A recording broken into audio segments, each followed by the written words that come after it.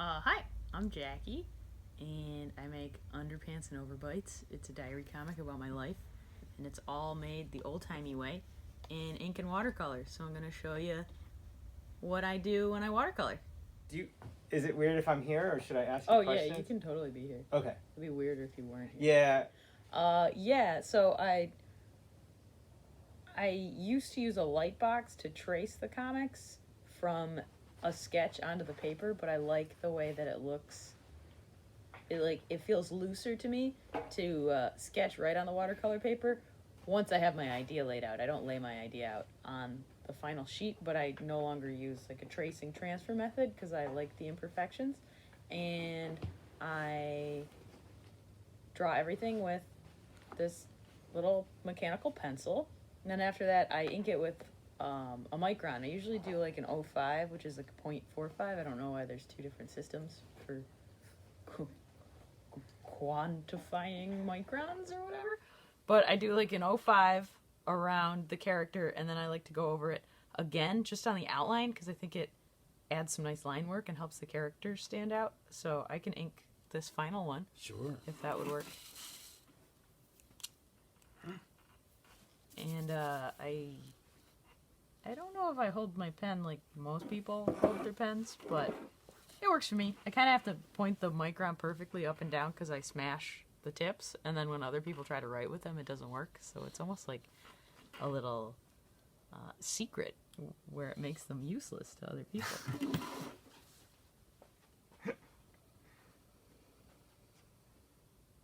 I usually lean in a little closer, but I'm trying to hang back so that the camera can capture this technique.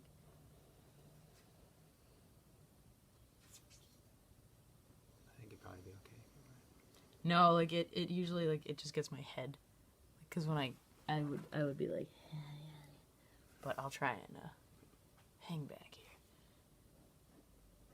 I don't usually ink like right over the pencil lines. I actually just loosely pencil in the image so that when I ink I can have a little bit of a spontaneous time, because I think that also helps add more life. And I mean, for a couple years when I made this comic, I would just trace it, use like a protractor almost, and I thought that that would really, make it crisp, but people seemed more attracted to the things that were loose about the comics, so I went in that direction. Also, it just saved me time, and my wrist hurts a lot less because I'm not inking with such precision.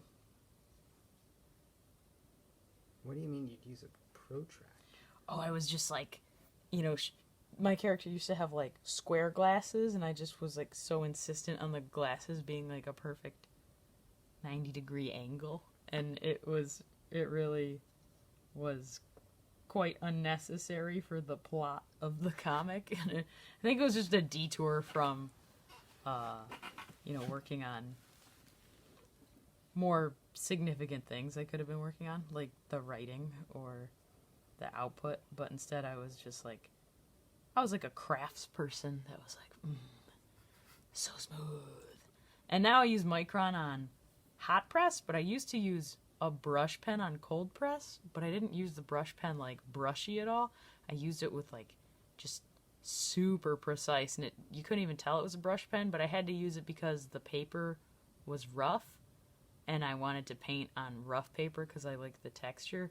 But eventually I transitioned to the smooth paper because the inking is just so much more efficient. Yeah. Did you have to adjust what you wanted out of the watercolor then, since you're on smooth paper? It took a little while to adjust, but I made that transition on like day 2 of 100 comics in 100 days, because I was like, oh, I cannot brush pen my way through this. And then I think I just went to the art store and bought up a bunch of the smooth stuff. And then after 100 comics, I like couldn't even tell. Like I'd been it was a really cool way to hop into a new thing that I felt so strongly about for so many years. Did you get really excited about dry brush I remember you said you read Blankets early on. Was some of Craig Thompson's use of dry brush as sort of inspiration? Oh, I didn't even really notice. Oh, yeah. Like, I just thought that story was so great, Uh-huh. but I was in this really old bookstore one time and up in upstate New York, and there was a book on watercoloring. And I'd been watercoloring, but once I picked that book up, I was like, whoa. And I think it cost me like $0.25, but it was really cool because it showed me all these things. I mean, it was a little more in depth than I am capable of comprehending. Like, it had all these color families, but I'd never really thought about how there's like a warm yellow or a cold yellow, and you can mix that with a warm red or a cold red, and like all these color theories that I hadn't seen before, and definitely different techniques. Like, that book taught me that with watercolor, like, more wetness always transitions into less wetness, and I can show you what I mean, and it depends on where the pigment is on the brush, and it's like this really intricate dance that I had been exploring, but I hadn't put to words before. So I was like, this is way cool. Yeah, it's something I actually didn't know anything about. I saw it on your handout yesterday. I was like, oh, I didn't know that. Because I rarely watercolor. Ooh, really? Yeah. What are your struggles with it? I just don't think I care about color, to be honest. What? I know, it sounds crazy, and I want to. In fact, as a teenager, I was really drawn to watercolor. I think I was drawn to just the organicness of it. And I took watercolor classes. I was a terrible student because I just didn't get that engrossed with it. Mm-hmm. And to this day, I see something in black and white, and I'm like, finished. Even if it's not my work. If somebody's like, I still got a color, I'm like, why? Wow, really? It's just some weird, just how I'm wired. I think I just, I like color, and when I see it used really interestingly, I love it, but I'm just not drawn to do it. I think because I'm more of an idea person, and I think I just want to see the stories happen. I just want to get the stories out faster. And I'm like, color's an extra step. Oh, that's so interesting. I feel like I understood color before I even understood art. Like, I draw so that I can color. Like, it's like my favorite. I mean, every part's kind of the favorite part, but coloring to me feels like when I get to coast downhill on my bicycle. Oh, nice. And so when you went to art school, it was as a painter? No, I hadn't really painted. I'd done like 2 acrylic paintings, and then I did a lot of I did some colored pencil stuff, and but when I work black and white, it's like wiggling. When I work black and white, I don't understand shading. I only understand shading in color or with paint, but I don't understand a lot of things with like texture, because people figure draw and then they shade the arm with a bunch of like little hash marks or something, and I'm like, yeah, well, that doesn't make any sense. News to all the pen lovers, the real world is actually color. So like that was just an approximation for cheap printing to show shading. And so what you're saying is like you can see things how they are, but you can't abstract it or something. But I think makes sense. Yeah, right. Like, it's almost like black and white is like color subtracted. Yeah. And so to shade it, I'm like, right. This isn't working for me. So right now I'm just filling in the hair on this character, and for her I always use a burnt umber, and that's like right out of the tube. But for other colors I often mix. But I work with a pretty limited palette. Whatever colors are on here, it's like 1, 2, 3, 4, 5, 6, 7, 8, 9, 10, 11, 12, 13, 14, 15, 16. Like less than 20 colors on all Is of that it. limited? I don't know. I mean, there's so many. When you go to the art store, there's like 45 oranges. So it feels limited to me. Maybe familiar is a more accurate word.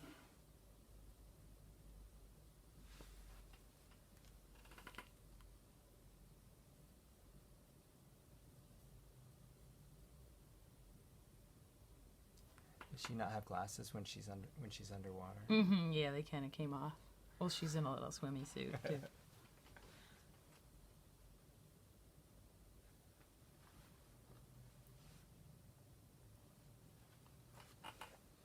Some people ask, like, how do you paint inside the lines? And it just takes a lot of practice. That's really all it is. And you don't always have to paint inside the lines. That's kind of the cool thing about watercolor is there's options for tightness or looseness. And right now I'm going to paint her swimsuit, so then we can come back to it once it's dry and do a wash of her being underwater. I think she's going to be in... I was going to say purple swimsuit, but I ran out of purple in my life. So I actually have to get my other palette. It's right over there.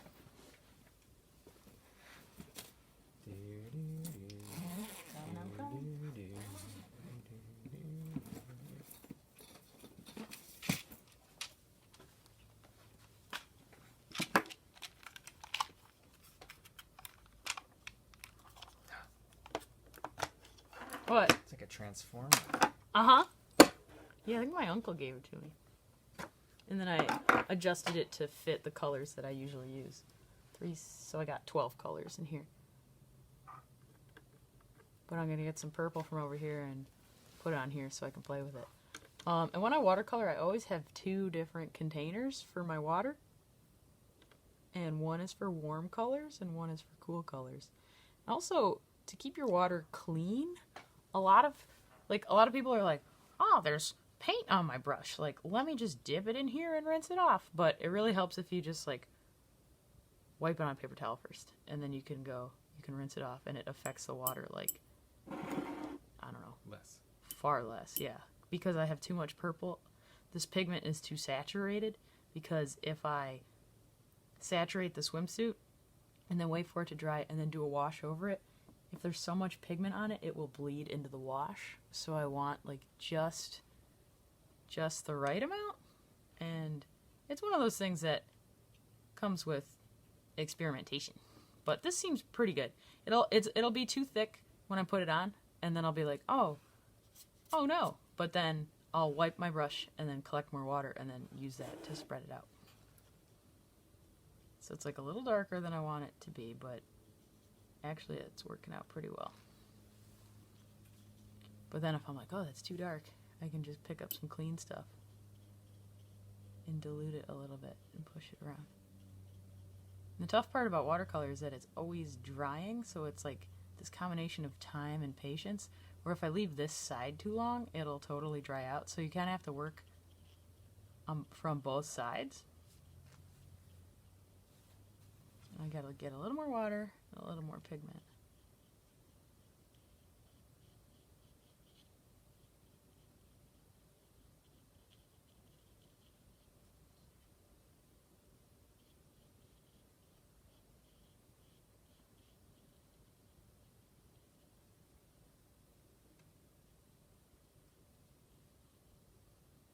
Okay, that's looking pretty good.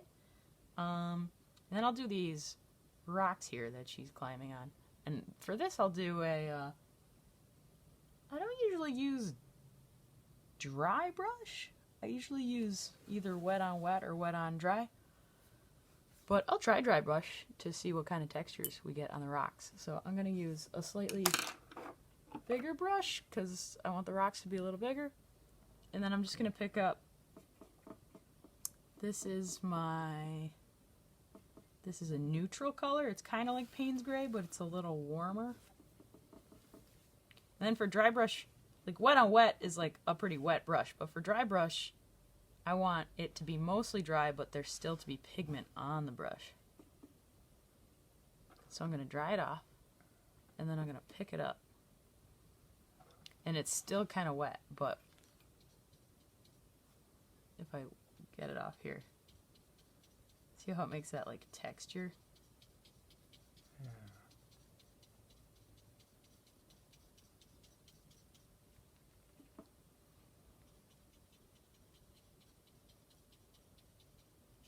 Now, will you put a wash on top of that when you try? I don't know. I've Or never is it just going to be gray and white? I've never painted like this. I was gonna try a brown to see if it makes it like a rock, like a rocky structure. And so her hair is a burnt umber, but I want the rocks to be a little more like gravelly and dark, so I'm going to use sepia. You're going to go right in right now? Sure. It's already dry enough? Oh yeah, and then any of the wet parts will blend in like a cool way. So I got the paint wet, got to dry it off, pick it up, dry it off a little bit because it was a little wet the first time. That's where these concentrated dots are. And then we'll try it. I think that looks worse, but it's certainly worth experimenting. And then it could be like, oh, I don't like any of it. And then turning it into sort of a wet on dry, because the gray is kind of dry. I think that looks kind of cool.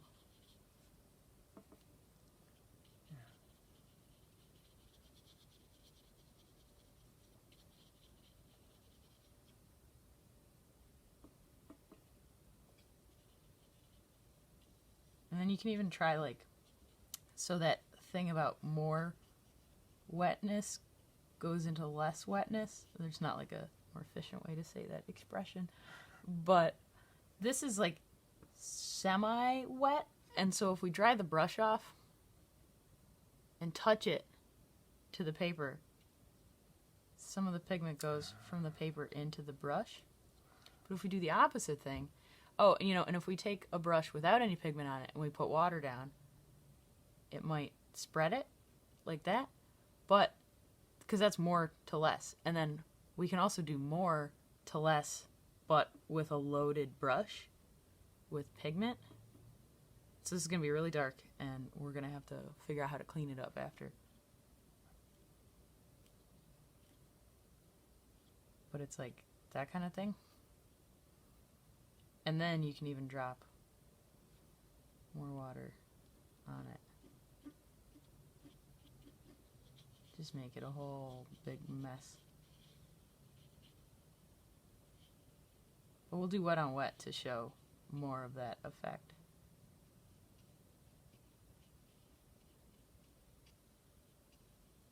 So we'll do wet on wet with the ocean here. And I like a good, this teal color, I think, evokes the ocean. And I'll mix that with sort of a green and then a little bit of a dark blue.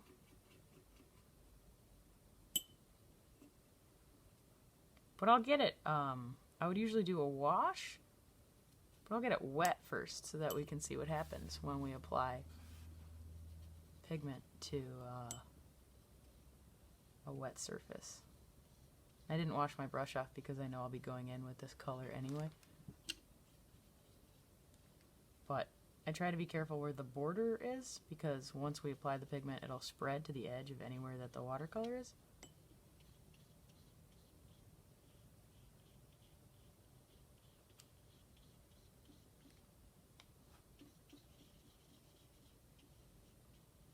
Okay, and that's pretty wet, so I'm gonna go get some pigment.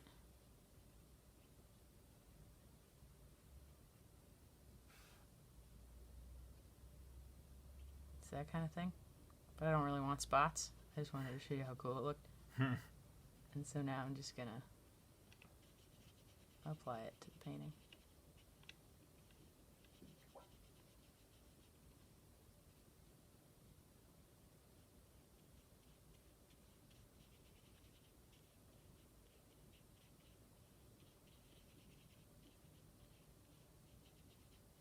And now I can add more like sea colors because it's sort of green. I think there would be like a darker blue closer to the bottom.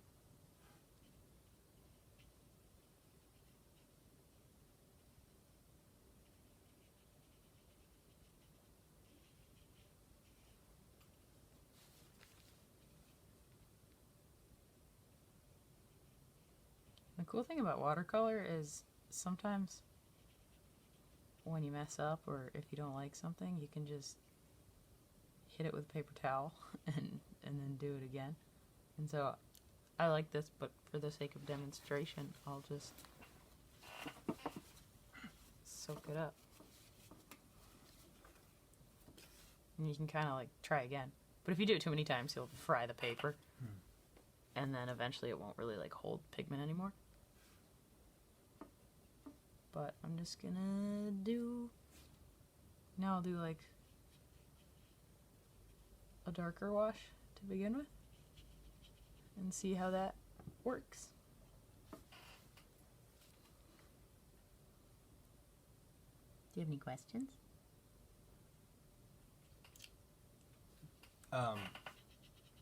This isn't... You pretty much dried it up when you put the paper towel on it, right? So it's not wet on wet anymore. Yeah, now it's right? mostly like wet on dry. Uh-huh. But like it's a little bit, the paper's still damp, so if I'd wanted a hard edge, I would have had to wait a little longer.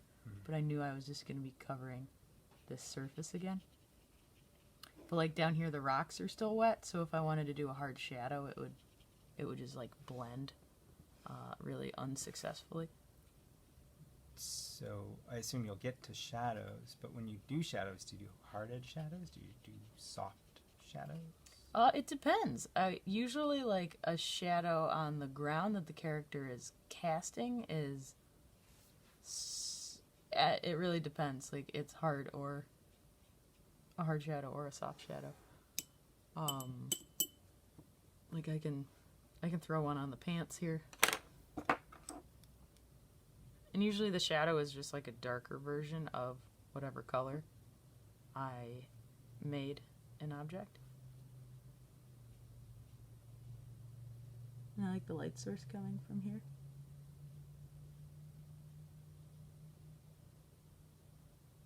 So it's just like that. It doesn't really need to be accurate. It's more just like it adds some depth to the page. And then I can do like a ground shadow where the character's running. I used to do a lot more soft shadows, so things were shaded like 2 or 3 times and give them a more like rotund appearance, but it kind of had diminishing return, and I don't think it made my work more readable. So now I just... Too much work. Yeah, I just add like a hard shadow. So when you do a ground shadow, are you mixing the color on the ground just darker? Yeah. And I mean, sometimes if I want to do a really harsh shadow, I'll mix in some gray or ultramarine blue. But for this, I think this works well to convey it. Nothing under the other foot, even though it's in the air? Or nothing under Yeah, the rest of 'cause her body? So just where the foot lands is what you... Well, I would do some under the body, but it would almost be like coming off the page. There isn't really a lot of ground here, so if there was, I mean, I guess we could try it. That looks pretty good. Doesn't matter.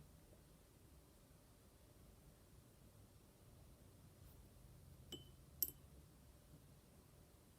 think she wants some skin. You want some skin tone? Okay, I gotta get more pink.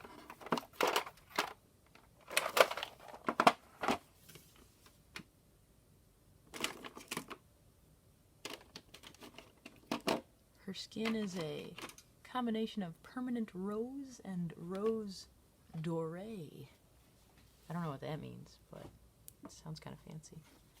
From Gustave Doré? So I'm just cleaning off my palette a little bit because skin tone is a particularly sensitive color, because if you mess it up, it can make her look kind of dead or sick. So I don't want any blues or grays to be affecting the skin tone. And I'll try to clean my brush off really well before I apply it. There's a hair somewhere. Get it. Icky.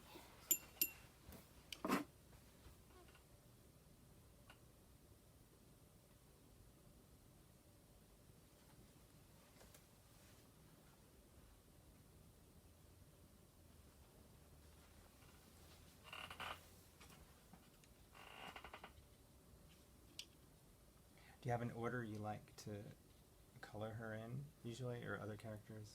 Oh yeah, I usually do hair and skin and first, and then eyeball shadows. Well, I do hair and then skin shadows, and then rosy little cheeks, and then eyeball shadows, and then after that I just fill it in however. But I like when I add I think when I add the skin tone, it kind of brings the character to life, and then it makes it more inspiring to take to finish because she's sort of alive.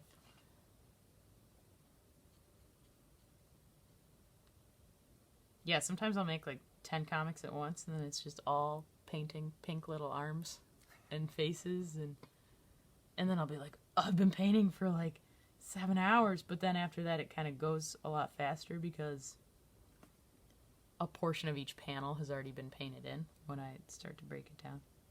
And the excitement of seeing her alive is there. Cause, is that what you mean? Because she really looks alive there, and the other ones it's like, help, help. Mm-hmm.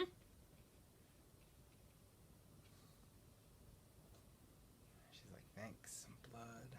Totally.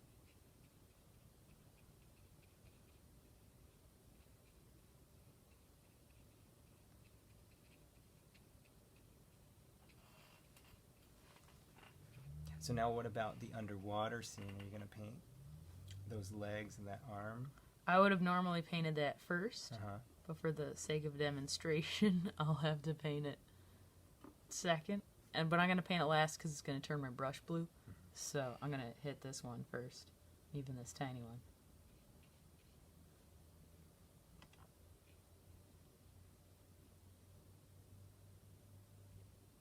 That's more swimsuit, but we'll get to that.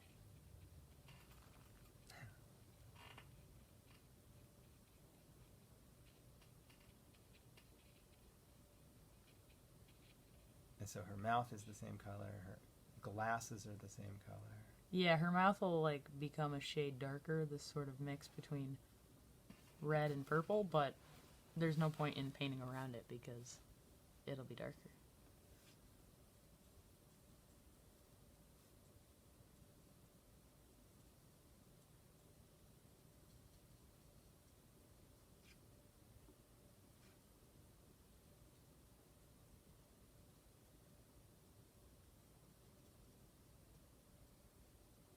Can't wait to see these eyeball shadows. I'm like, what's an eyeball shadow?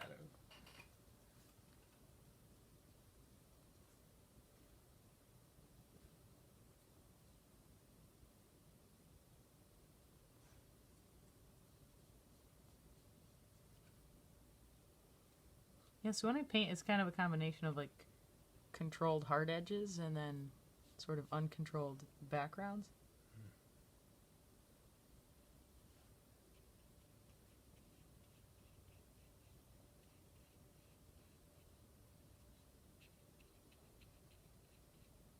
Sweet.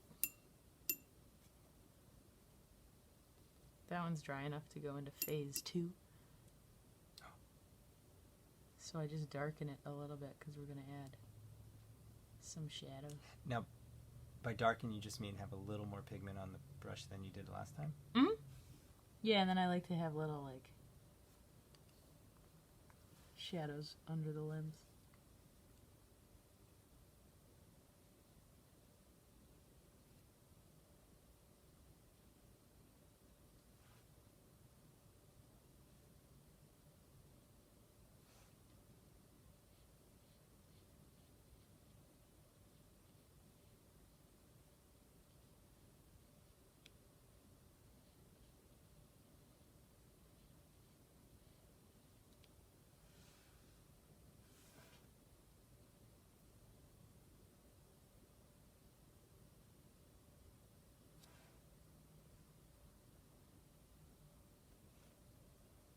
Love a good little tooth shadow.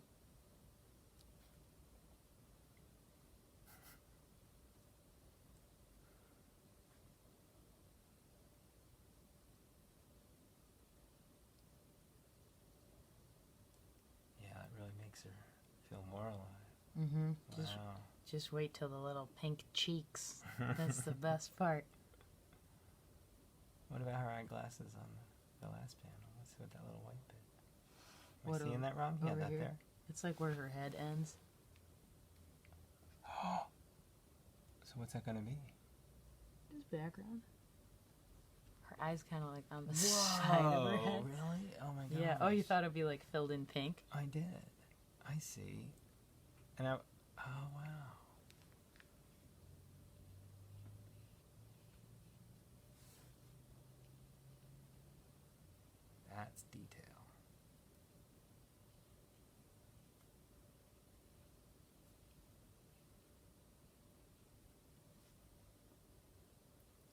asking all the questions. Oh, yeah. Viewers want to know. Oh, I love those eyeballs. They look like ping pong balls now. It's so good. I don't know if there's like Okay. really much shadow underwater, but I'll add just a little bit. Okay, now we're gonna do the mouth. So I need a little brush. And I make like a red purple over here.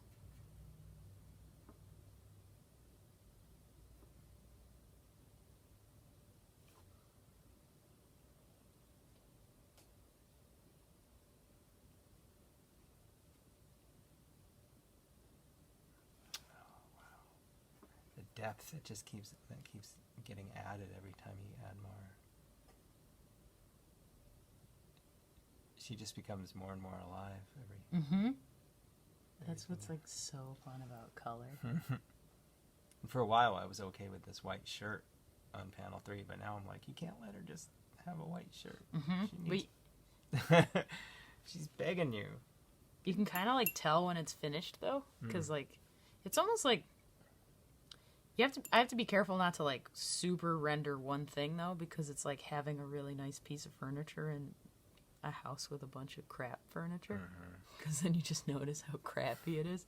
So I have to find that balance of like what is if I hyper rendered the pants, everything else would not look so good. But it's taken a long time to find this like certain specific level. Like I love her face right here.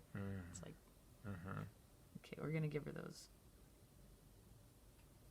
pink cheeks. And then I pink the elbows and the ends of the hands, because that's like, where the blood flows. And you just let it sit there? Yeah. It'll just dry up On like the elbows? I've never even noticed that. Yeah, it's on all of the elbows, knees, hands, and feet. Amazing the things you don't notice. But they add to the appeal. It's hard to know where the elbow was there.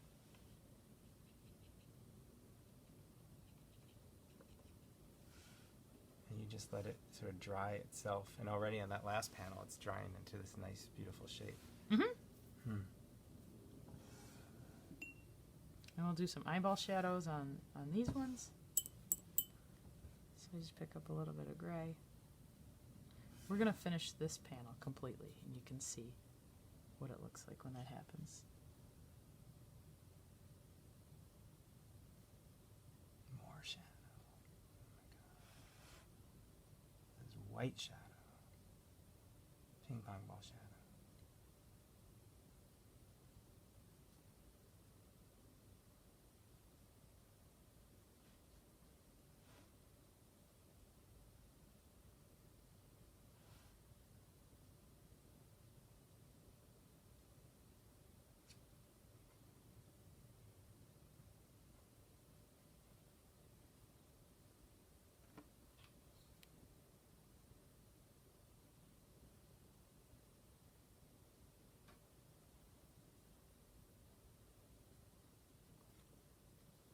And then we're going to do this table.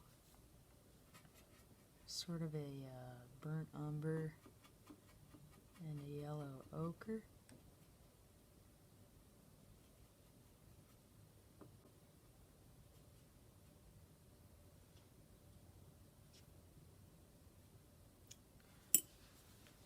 Now, because her hair has a lot of burnt umber in it, or is largely burnt umber, are you thinking about like the balance of how much burnt umber is going to be in a panel or anything like that, or the... Yeah, I mean, sometimes. I want this desk to be a little bit of a lighter wood, like a pine, and then I'm going to add wood grain to it, which is like one of my favorite things.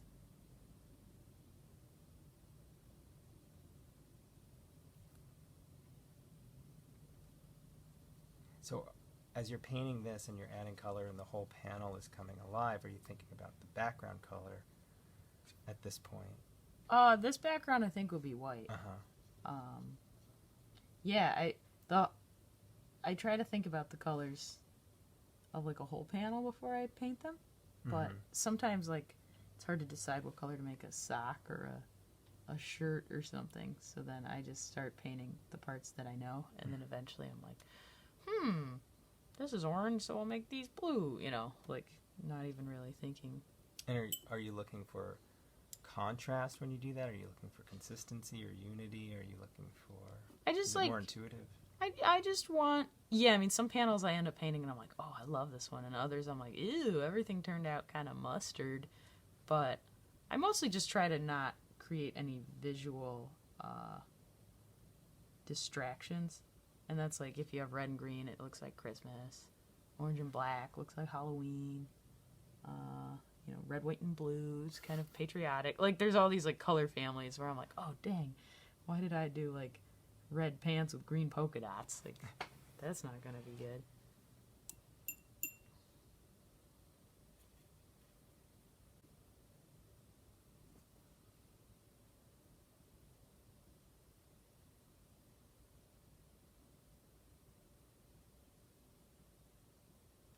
And so if you had a 5 or 6 panel or a page comic, would you go skin tone, skin tone, skin tone, skin tone over all of them? And Oh, then, yeah. yeah. Shadow, pink shadow, pink shadow, pink shadow. Pink shadow, pink shadow, pink Eye shadow. shadow, eye shadow. Cheek, cheek, cheek, cheek, cheek, cheek, cheek, cheek, cheek. Mouth, mouth, mouth. Elbow blood, elbow blood. Uh-huh. So sometimes I'm like, man, this is brutal, you know. Takes a really long time on like a 25 panel comic or something. It's just like, and then that's when I understand digital. Like, you're just like, boop, boop, boop, boop, boop. But then when I make stuff like this and like this thing, I'm like, oh. Yeah, but the AI can add blooms for you now, I think. Would you like blooms with that? Beep, boop, beep.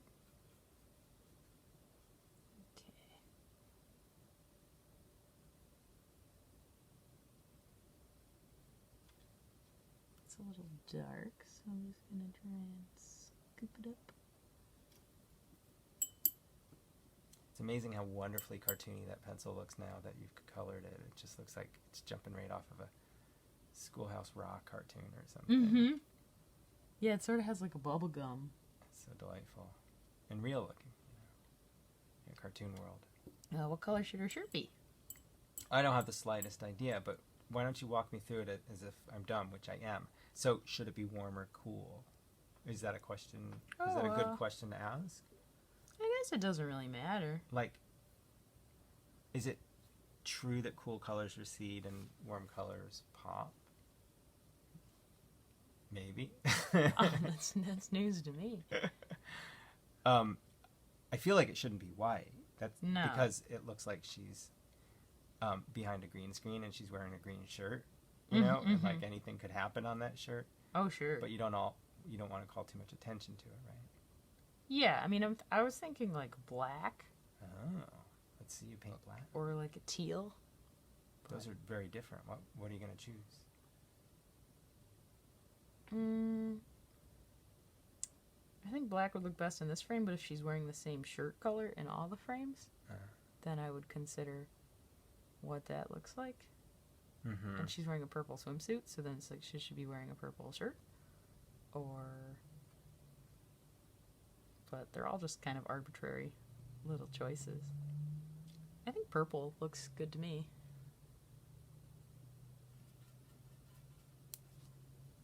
She has a few, like, you know, typical outfit colors, so I don't stress too hard about what she's wearing. Sometimes I just, like, look at the last 5 comics I made, and I'm like, okay, let's go easy on the teal. She really needs to do the laundry.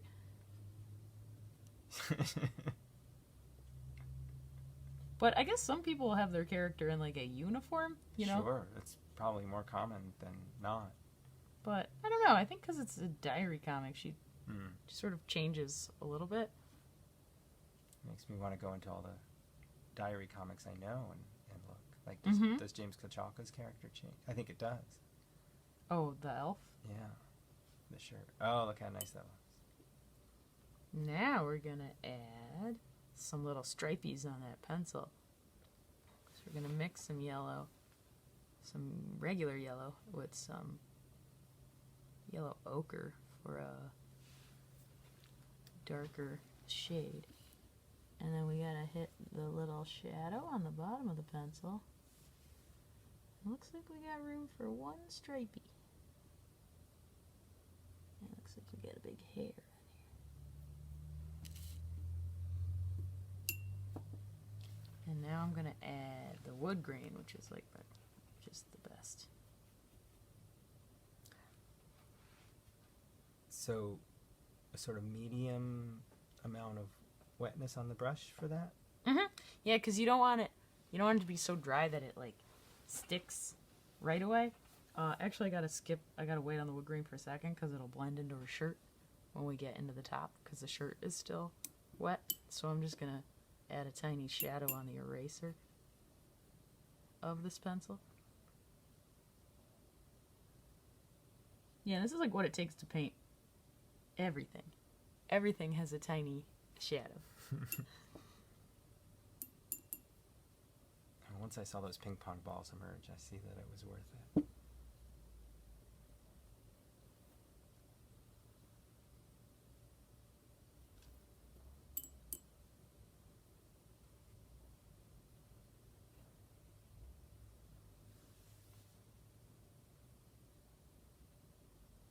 I went a little dark with the first coat, so you can't really see the little stripe in the pencil, but it's okay. Okay, now I think we're ready for some stripes.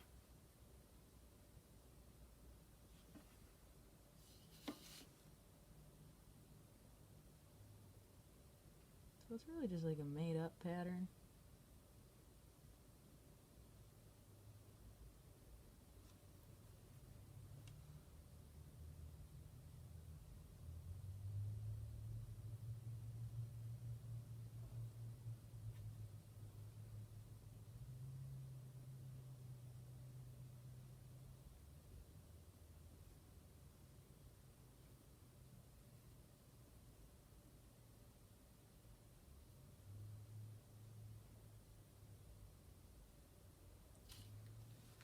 And then we'll add a little shadow from where her hands are. And this is like a soft shadow because her arm is like coming up into the air.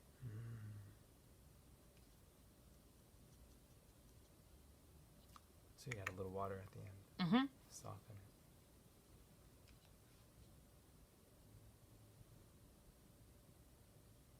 Same with the other arm.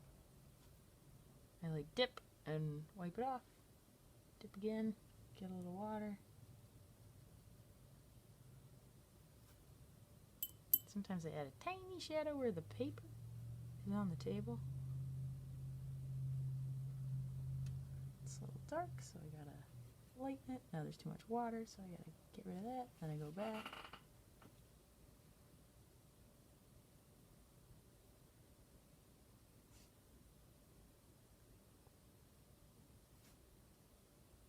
And that's that panel. Oh, we gotta add a teensy bit of shadow where the shirt is. Under her head? No, Oh, just under her little armpit. And then sometimes I do it on the other armpit, even though the lighting, wouldn't quite be accurate. And then on that side of the shoulder. And sometimes I add some tiny dots because she's a slob. It really looks nice, though. It makes it come alive. Those crisp little dots. Mm-hmm. So yeah, that's the whole. It's amazing. Every step made it come more and more alive. And that's the thing I gotta learn. Me, a lover of black and white, is like, it's finished if there's a line on it. Mm-hmm. Yeah, but there's something really charming about this whole. I feel like you could just give her a squish. How come she's got straight hairs in that panel and not the other ones? Because she's been through that ordeal? Uh-huh. Oh, gotcha. Yeah. Great. Also forgot the teeny little eye bags, but. I heard you mention those. I have one question. Uh-huh. You said one of these was for warm and one of these was for cool, but I saw you dipping in both, and I don't know what the heck's going on. Oh, well, it depends on the color. Why? But then you were going doot doot doot doot. No, I never dipped it in this one. I think you did. Mm-mm. All right. Anyway, but which one's warm and which one's cool? Well, maybe I did. This one's cool. Oh. And this one's warm. Okay. But cool is a little more forgiving because these colors are so dark, and so you can put a little purple in it, even though purple might be skew warmer. Like It's- this one is for like really light colors, and they need to be like pure, like the light the pink and yellow the and- yellow uh-huh. and like a light green. But this is more like purple, brown, gray. Like it can be a lot more because you don't notice the viewer. So it yeah, doesn't. this is a little muddy, this water. Yeah. And so if it's got a little gray in it, it's not going to hurt your purple too much. Mm-hmm. Yeah, a little brown, little black.